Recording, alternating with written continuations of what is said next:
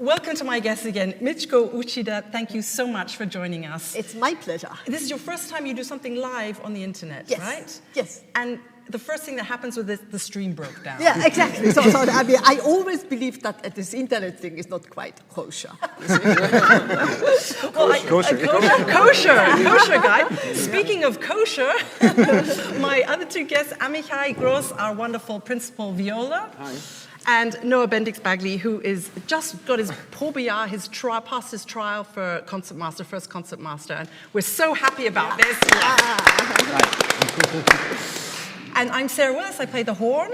And here in this corner over here, we have our wonderful chat, who you know very well, actually, because they've been working harder than we have. We have Jesper Busk Sorensen, our second trombone, Fergus McWilliam, our second horn, Hannah Dorn from the Berliner Philharmoniker team, and Elizabeth Hilsdorf, our press officer. So thank you guys for keeping the chat going while everything goes on. So we're going to start. This is the first day of our festival. We've been here a week. We've been rehearsing Tristan and Isolde, which is an amazing work. It's very long. Noah, how's your shoulder? We had a day off, so we get days off after playing the whole thing through, so it's okay. Cook for yourself.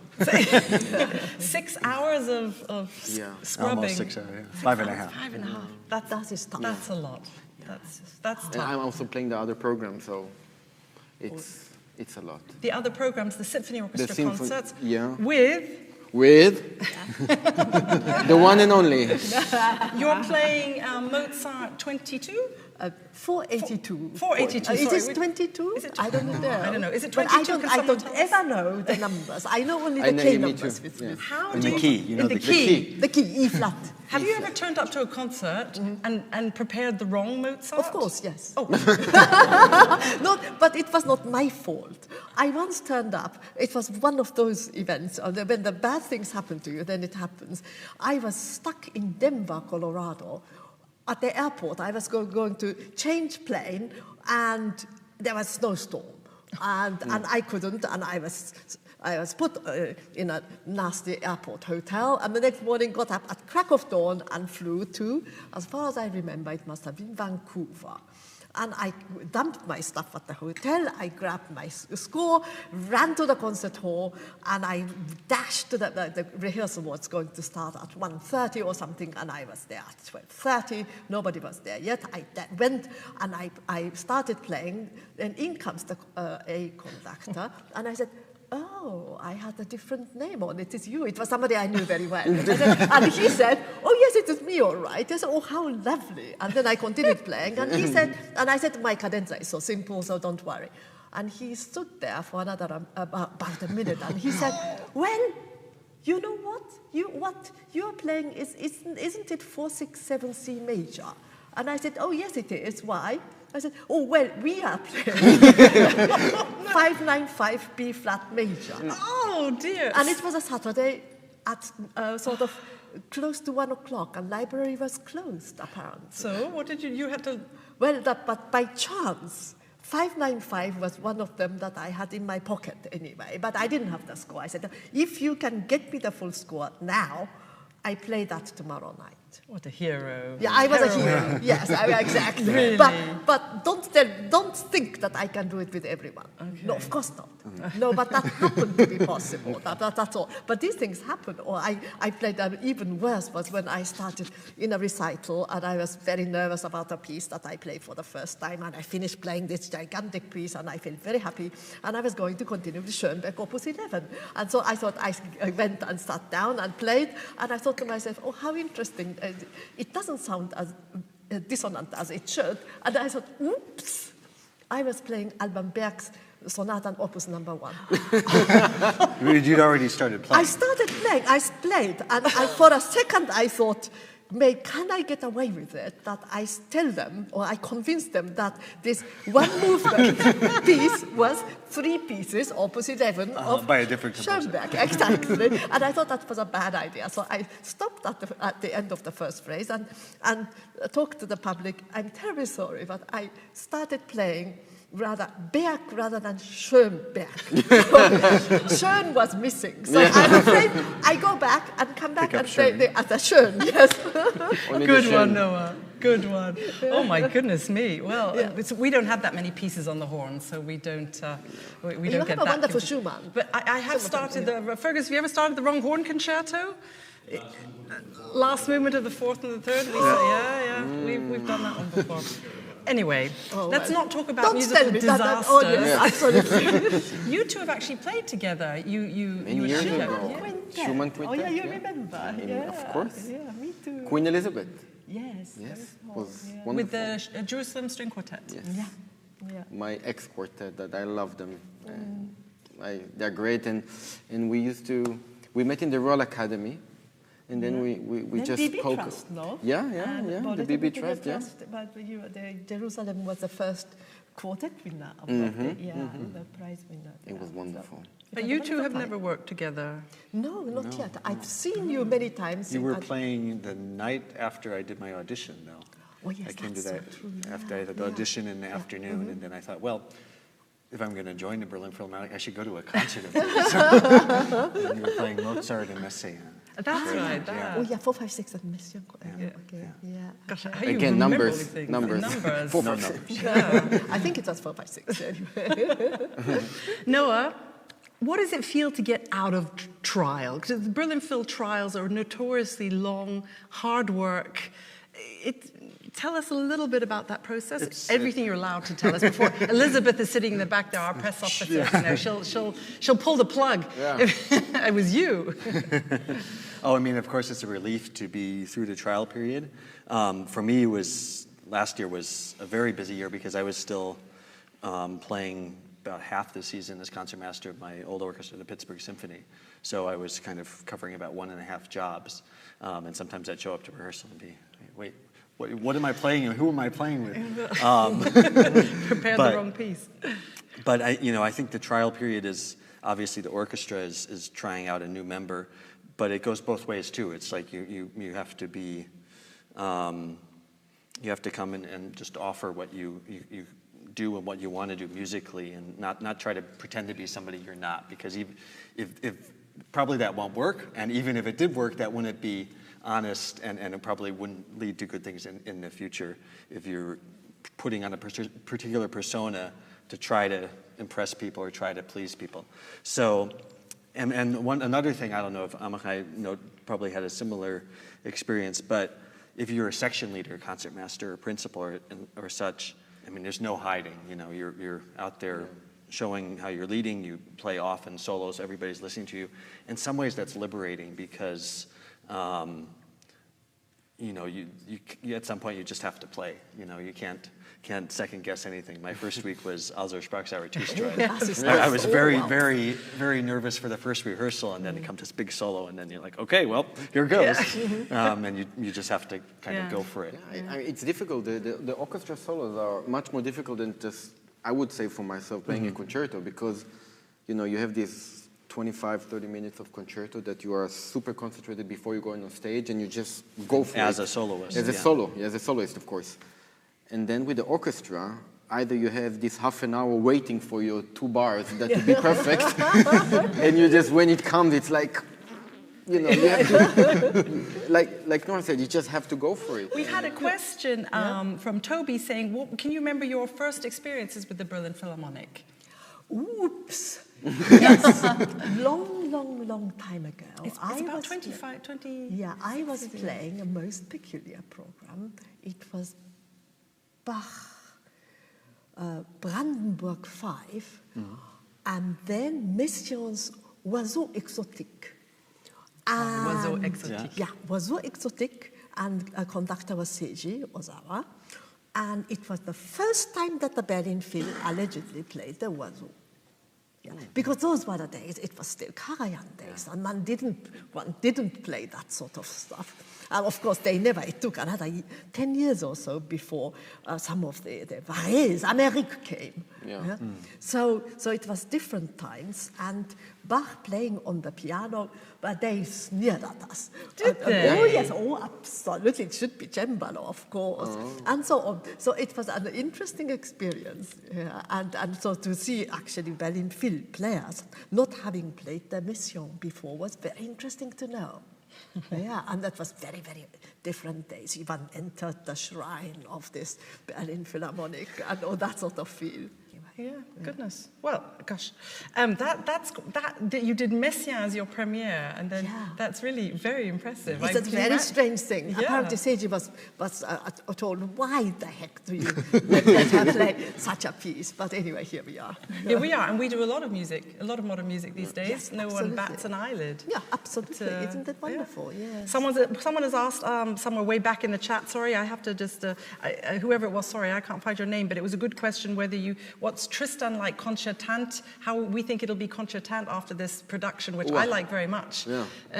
It's going to be very. How's it going to be for your viola solos in the Philharmonie when we play it on stage? Yeah, probably will be a bit easier because I'm located down in the pit, and of course the acoustic will be easier for me too. Our audience in the room, please come and look at Amihai down in the pit. I don't so think that you he can, knows even that if you're you there. go like 1 meter, you cannot see. I can. There was even I remember like I think a week ago, one of the rehearsals, Sir Simon, our chef, of course, Simon. He asked our Simon. We thought about maybe that I will stand up because, of course, you could hear it, but it was a bit blurred because I'm really basically just, I'm almost climbing on the wall just to reach out for the sound. But I'm sure in the Philharmonie it will be much easier. We think you should stand up in the Philharmonie, don't we, Noah? Somewhere up above the organ. Or you can go with the English horn up behind But I think the that will be the least of the problems because, not problems, but it's, I think it will be a complete different atmosphere or even a piece for us, sitting at the pit and somehow be just under everything. And then suddenly the concertante version, to be on stage. And it's always worked very well, though. No, I'm sure it will work great, but it will be. I think it's wonderful. Yeah, it will be for me. It will be the first time to. Are you going to get to see Tristan? You're coming tonight? I'm going tonight. Yes, of course. Great. Well, we'll make sure that we're finished on time. I mean, before tomorrow, basically. There's a nice question which I would like to ask Noah from Hidde, from the Netherlands. Thank you for writing it. What made you decide to become a concertmaster instead of a soloist? I was kind of finishing my studies, and I mean, first of all, the opportunity came up. I got invited to try out for a position in Pittsburgh, which I eventually got. But at the end of my studies, I was doing a lot of competitions. I had a string quartet, not the professional level that Amihai had, but we were ending studies and trying to start concerts. And I liked doing all these different things. I loved playing solo. I loved playing chamber music, and I loved the feeling in a big orchestra playing a Mahler symphony or Beethoven symphony, just that being engulfed in this incredible sound and energy. Incredible. And as a concertmaster, you really get to do all of these things, and that's really one of the luxuries is that you get to lead a great orchestra and work with the best conductors and soloists in the world, and that's really, really inspiring. But then when you're not playing with the orchestra, you have time off, you get chances to perform as a soloist, to go to chamber music festivals, and all this kind of variety of different activities for me is exciting. I think if I got too many concerts in a row, too many months in a row of just solo or just orchestra, you get a little anxious. You want to play the other stuff too. I know what you mean, but we horn players are really, we a tight bunch. We like to be we're group animals. We like to be in a pack. And as a soloist, isn't it a bit lonely traveling the world all by yourself? Yes, yes, yes. But I always think that one is lonely. You can be at home. And can be lonely, but being a soloist is actually lonely.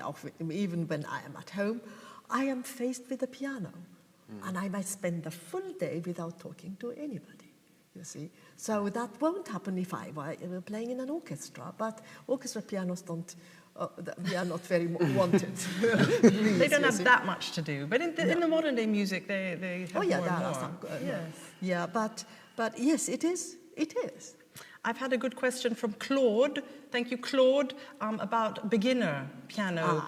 What would you recommend for beginner pianists and young students? What would be your tip for them? Well, if it is very young, the tip is for the parents.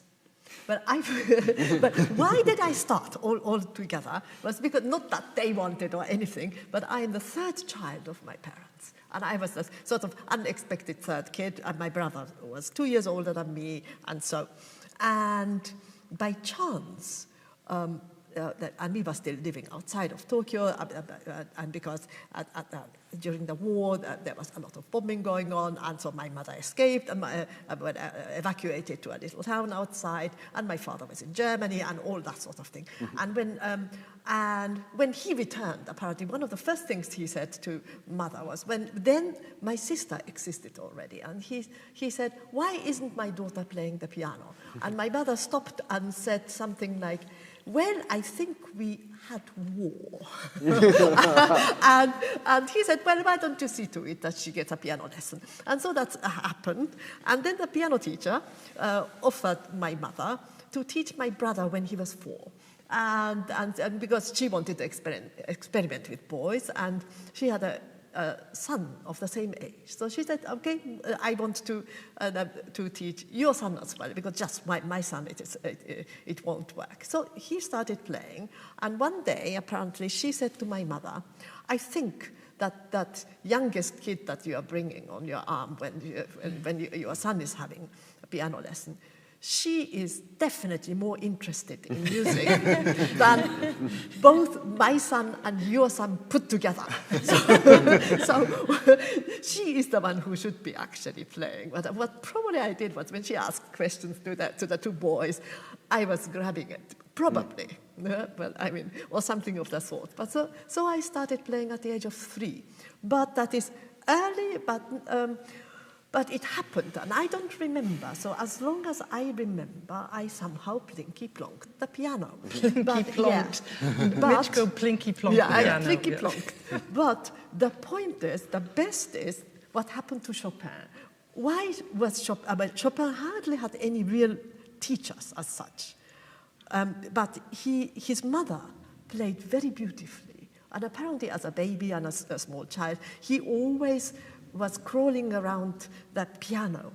And he then, when she left, he would then sort of climb on the piano stool and try to play.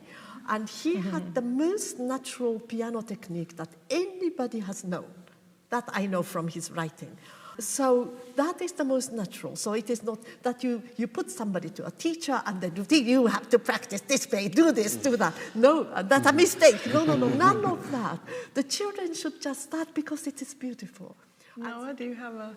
Fergus has just written a pilot, and Jesper would have been an architect, which is interesting. Yeah, well, when I was very young, Yeah. before I started playing violin, I wanted to drive those big trucks, you know. But after that, you know, I when I started playing pretty quickly, there was a connection, and so I was pretty quickly drawn to that. I mean, the only other thing that always kind of interested me a lot, and I thought, you know, if I had time, I would explore more, is really history, and I thought to be like a real history professor. You mean really Indiana Jones? Exactly, yeah.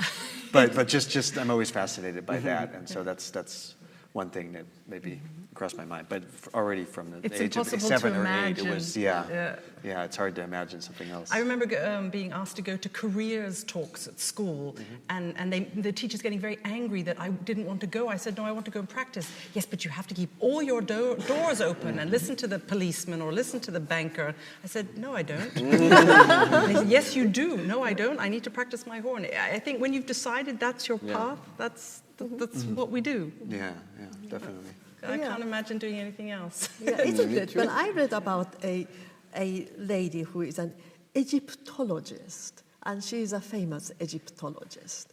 And she was saying she knew it at the age of 6, that she was going to be an Egyptologist. And when she found out such a thing existed, she was obsessed about the pharaohs and all of these things. And then she applied at the university, and she went to an interview and said to the professor, "If you don't take me this time, I shall come back year after year after year until you really take me."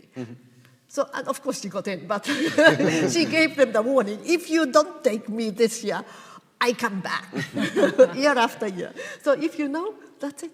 That's what you want. Yeah. This is what I said to the orchestra too. Amihai would have come back and back until we took him. There have been members of the orchestra that have not gotten in the first time round, or maybe not got the trial period, and then they've come back, and I really admire that, you know, because that shows real guts, that's what they want, and they're going for it. Goodness. I have a good, okay, that's a nice question. Luis Montesinos in Valencia, he's a very good friend, so I'm going to ask his question. How would you define the word success in music? Which is also, these are big questions. Luis, good question. Can you even define the word success? For my personal success would be if I made sense of a piece of music. Even one little decent performance. Or I sit at home and I discover something, and I one day after 20, 30 years, it happens to me so often because I'm not very talented. You see, there are so many people who are talented and they know it immediately and they can do it. I can't. So there are so many things that I carry masses of burden of the things I can't do. That is not quite right. Every performance, I think about it and I come back to it, and next time will be better. And if something beautiful is discovered, that's a success. And if I managed after many, many years of trying and trial and error, something you have the illusion of you really got it, that's success. And not that somebody said you are wonderful. That doesn't mean anything. Or does it? Or it It's does nice after when a they point. say it, I think, and maybe 'cause they up mean to a it, but- point is, success is when you have got the freedom of choice. That you can do what you want to do, and that you don't need to do what you don't need to do. Then it is success. For me, as a career success. But it is not because you are the highest paid so and so. So what? No? Absolutely. We are hanging on your every word, because that's really, no, absolutely. I don't think we can add anything to that. Success is, what is success? Is it your last Just concert? to add, because I absolutely agree with your amazing answer, but I would say because, I was dealing, when I used to play, we started the Jerusalem Quartet, I was 14 and a half, almost 15 years old when we started. And also the thing with success, we put if you think about success, that also come too early somehow. So then dealing with success is exactly, you have to think even what exactly does it mean to you? This being famous is a success, or so I had my, not that I'm saying, I'm not saying successful, if I'm successful or not successful, just dealing with it. And I found that, I think, adding to what Mitsuko said, it's somehow this happiness that you can afford yourself being happy while you make music, and not because you need to make it or because you are either forced to play more concerts or...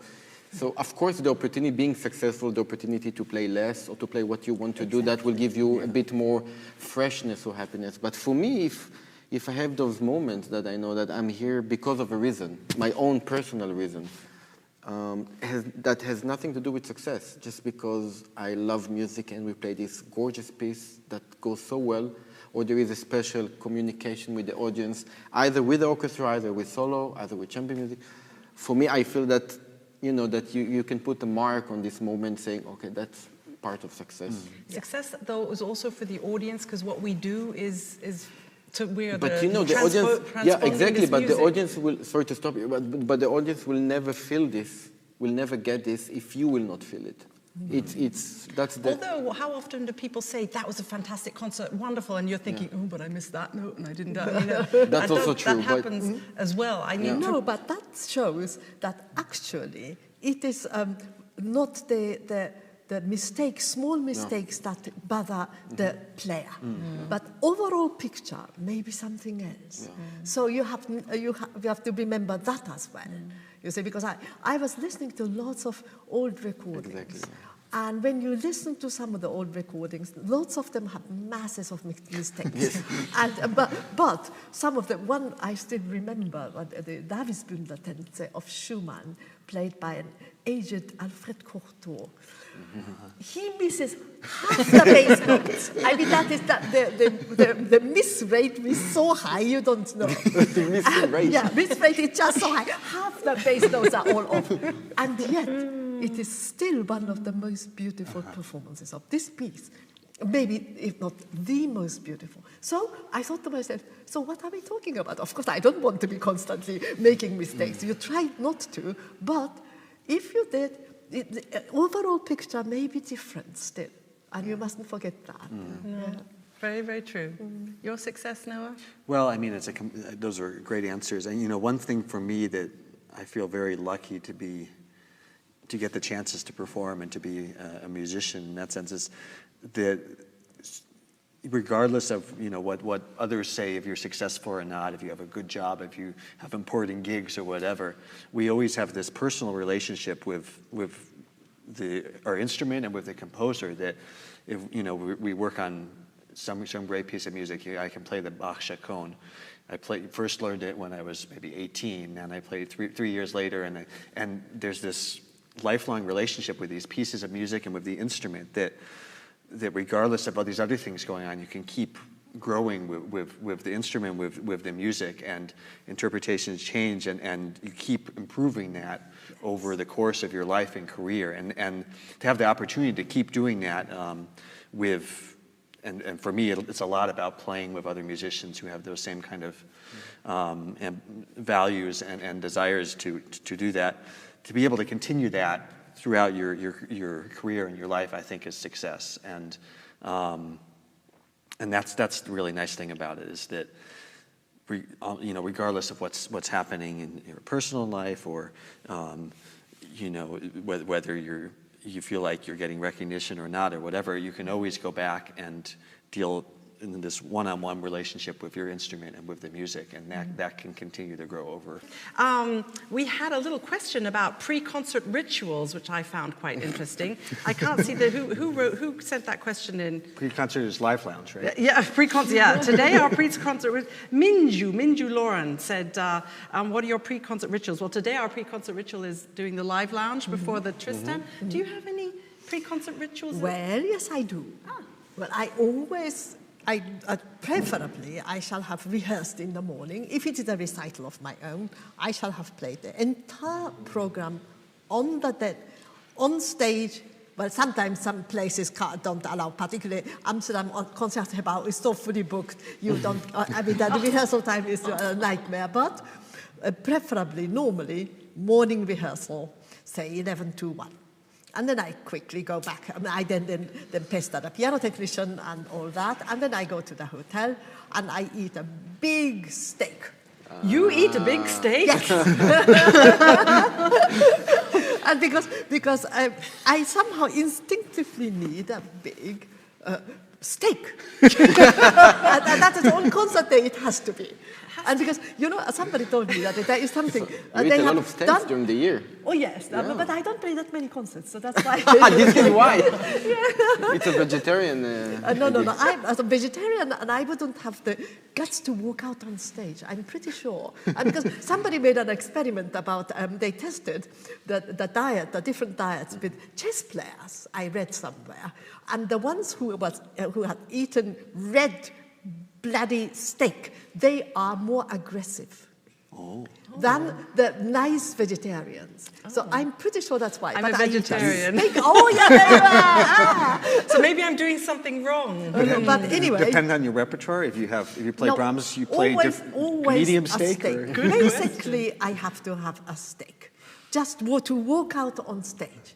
And then I lie down for an hour and a half, 2 hours, and then I get up, and then I get ready, and then before I go on stage, I eat lots of mint and chocolate. Mint and chocolate? Yes. That's why you always smell so nice on stage when she wafts Is past the you. quality of the steak reflect on the concert? Probably not. We're really also interested in important. you guys. Tell us about your pre-concert rituals. You know, we'd love to hear them. Write them all down. Do you eat steak before?